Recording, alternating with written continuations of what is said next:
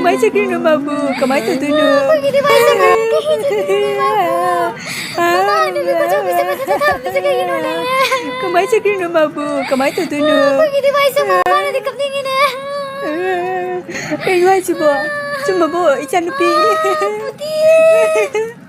Oh, puja. Aduh, penida. Taubi. Nang nak ingat jangan satu hari cakap mai tu jangan. Taubi. Nang cakap kuci sadar sih ko. Nang ni siram terpati. Ay nang ke momo capek apa ni? Nang cakap apa ni? Nang momo kan nang cakap kan ni? Ama sih kere. Pulla bayi bema. Yang hinjan nune kapada. Pada kapop. Pengai ko pada kapungai ko ni ma. Ay ngamoy ni, ay sumong ngamoy ni. Ay heart kya na wala yaba. Ado na nang wala yaba sumong ngamoy. Hey Puja, hey. Nang yada bagi maram kari kino. Nang ato pun nupa ka lairabo. Ay na hari tuti, ay ki heart kya na basi na ay nupam tita. Yada ay na. Nang kayo ado yam na wakal maang ito. Ay na hari tina, ay di doktor ni. Ay di doktor ni. Ay na nang bu. Mahong kaida puraga. Nang bu jangan laga layang aga. Nang bu pahanyan. Heart kya na ba di kayo sunati. Nang na yada bagi maram siya. Asin na lamoy ba? Nang adumay na kanya no please Rahul. Ay nang wala imana ba niya na kali. Adudagi ahin ba amata kan bangam kiti. Kaya ginawa ba di. Kan ba supam nuti. Maram di. Ay ki ana ba sina. Ay hindu ra sido ra kang te ay sina. Tadro na nado. Hey Puja. Nang adul yang pang ito kari kino. Ay si doktor mani. Mapam siki power of doctor mani. Ado nang ay ngonda taza trisi kari kino. Ay nang wada pahan yani.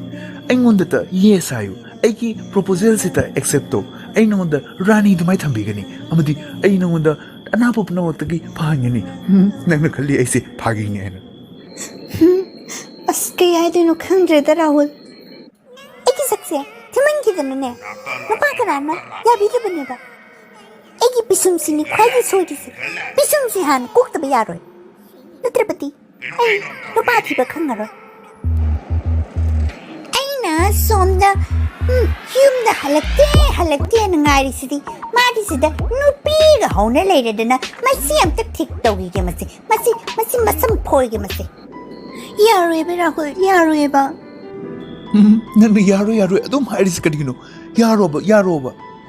Rahul, nana karigino asuyam na anam kalisibo. Please, yari ba? Yabiro, ibima. Yabiro. Si, anam yam kan mani. Ay ginaw pa ni. Ay ma, tinanang karam kan laino. Hey ma. Sarukan sabo. Ay nune laisi. Nang na, han pinuksi sayo karahaw kibado. Aja matang dia tu merang seraban. Tazi ini yang pasal nengange nanti. Kari no kamay nang jumalo. Hey ma, tagi he. Ngatang apang kige. Ay kuiti ko. Ay gini pado na ne. Asi kang mawahi watasi. Amta hayrak pa kau ta banina ne ko. Miri se taraga ne. Kara pensar ke. Hay bati nang na nupi sita ibi masita hai basi asi tara ka pinsar ke kaurang basi kuk sirik. Wati ngang le nang. Chalo. Kanano ma bu Rahul? Ibi ma apang bi, ibi ma jamsabi. Ay ro, ay se. Jam na hai di haning tre no hinusi marise kai patare ay haning tre. Kino ay sibo, nang mo kanano? Karino si Marino? Kanano nang? Pangkreda ka nang si pangkreda ko. Nang mo pas kaya tami kipi ma. Namin nagkariko ki. Ay kining puja ka we. Aduga, ichi hai batare. Yam nagkarim ka tayo na nangangi ingunda. Lana loro mani ay Rahul ka kasu maril late ko. Hoy, ibema. Nang di yam samsapan ko. Nanggi, namin na iksalo ko sa lalako din na Rahul na nang ngaw pa ko. Lupa pabi. Kayo na isibo. Iche, ay, adong mam ta tawag balite ko. Ay, Rahul ka chumna sum chamna khangnajabani khangnaba haibadi friend ne gobani Kari, ichi kaina koradana.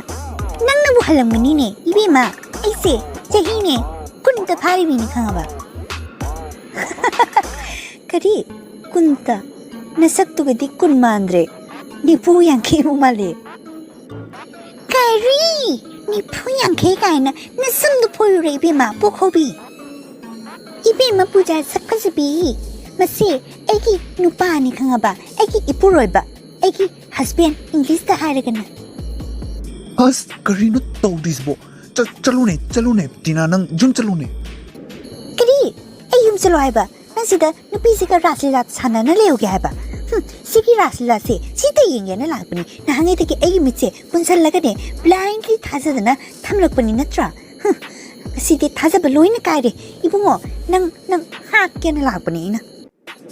Mana nungada kari haijandana taati torambajay. Adubune ko haujiki di tasing na oina ne. Aiga maka kuire jahiya mapare loongba. Icha asu lege daure. Wati ware. Nang nasu eki ni pase phana batoramini ne ko.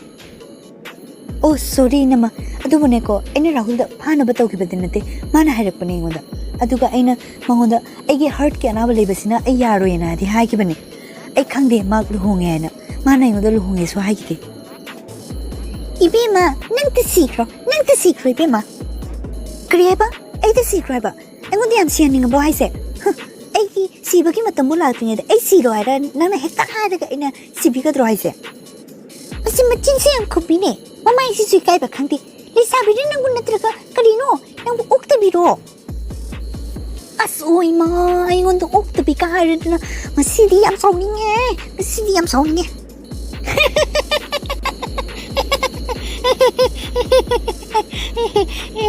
Karino ni ang may mali ni. Kinong turok ni. Puja. Kinong Ay di pisong ka aba ni na hojiti masagi ang pasare. Ay ngundu nupa na hubira kadra. Tabro, ijado leitre haine. Aima kamaina. Khangdine ngarang heart de ko ni siri male. As yam nuaiti as yam phamamine. Ma khande so heart ki problem de lei mare da. Oh, aduno oiram tare tu. Dura ni khoi sir Rahul da magna hege jengen bela ido. Okay. Nuaiti ni. Anwai te dun. Kino ay sibu pusa sira ay ba. Oh my god, did ay Rahul ka. Tawba ya. Oh yeah. Chance like that. Kayumta hangi ba sister Dr. Rahul akrabo? Ay slap patangari ibima. Ay so Dr. Rahul ni thirise. Ado pare ado amta khangan biro ko. Kari nangi minay ni ti ay khaba. Ay nurse mani hospital achauba sigi nurse ma. May amlay sika hayo. Karino ne kaino binu sibo. Ay pisum ko krabinupini. Masakyan pasarabinupini. Ay hauji kaigatina. Kananaigatina. Dr. Rahul! Kanano? Ay ne, Anjali ne. Anjali.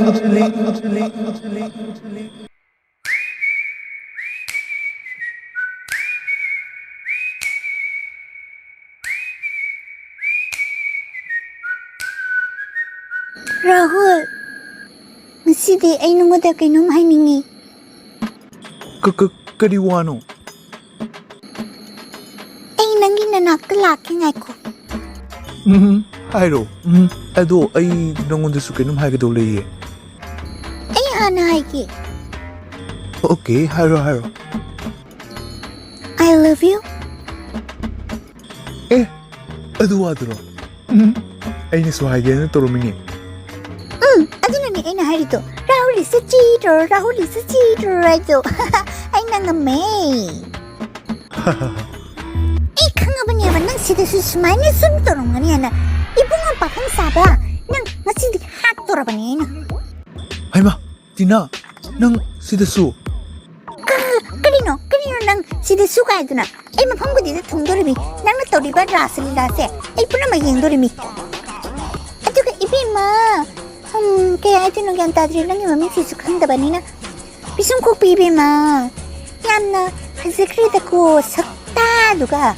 Nang nasu eki iwase thagi na torominine. Nang ta sikro ibema. Kanano nang bo? Nang na ingon ta sikro re ta sibe bro. Nang natro I love you. Nang hausi thagi mo to ay tahawri ni na kong sila. Natini nang kalina thawlege na thawkay lege sida. Ot pa suzam sabi di bisibo. Ibema. Kana kong sukara tatima ni nang di. Ay na haiki buto taza outro po. Ibema. Ay si Rahul ki nupi ni. Nupi taloy ni taloy. Ha. Kinong tababe. Anjali kita ke? Sige ka na. Nanne mi punamata nang tasikro hainap naman sire hojiti kenong toroke na loy punamasihan kredra asinani ay nupi kam ta tinindra Tiyo so ay di ay amalera matido ng kiyam chiningino. Tau hini ay shrap tau hini ay se magunsen binupi ni powerful ni.